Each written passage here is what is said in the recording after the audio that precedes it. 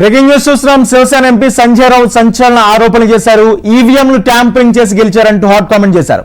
లోక్సభ ఎన్నికల్లో అఘాడీ కూటమికే మెజార్టీ సీట్లు వచ్చాయని, ఇప్పుడెలా ఫలితాలు మారతాయంటూ తన అనుమానాన్ని వ్యక్తం చేశారు. ఇది ప్రజా తీర్పు కాదని ప్రజాస్వామ్యాన్ని ఖూనీ చేశారంటూ Shiv Sena MP Sanjay Raut hot comment చేశారు.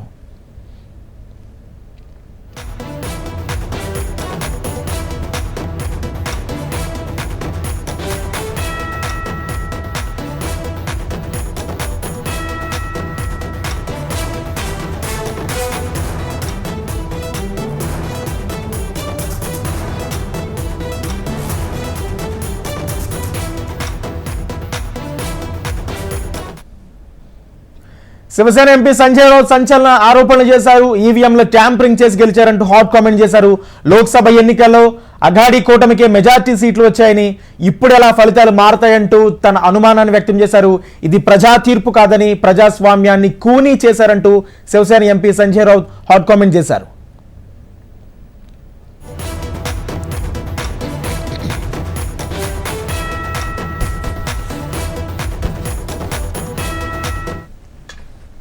शिंदे यांना 56 जागा कोणत्या भरोशावर मिळत आहेत.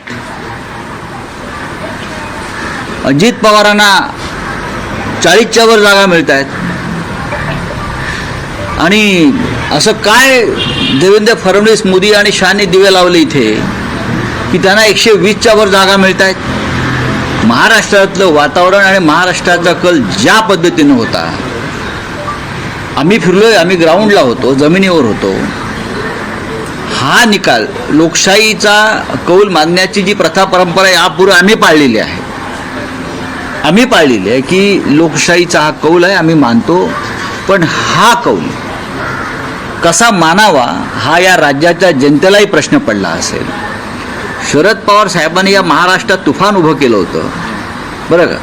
तुम्ही त्यांना 10 जागाही द्यायला तयार नाही. ते असं शक्य आहे का या महाराष्ट्रामध्ये? ही काय गडबड आहे हे आता सगळ्यांना कळेल. पण आम्ही हा निकाल जरी आला असला, हा निकाल जनतेचा कौल आहे असं मानायला आम्ही तयार नाही. जनतेचा कौल हा नव्हता. 100% मी सांगतो, जय पराजय हे होत असतात. एकनाथ शिंदे यांना 56 कोणत्या भरोशावर मिळत आहेत.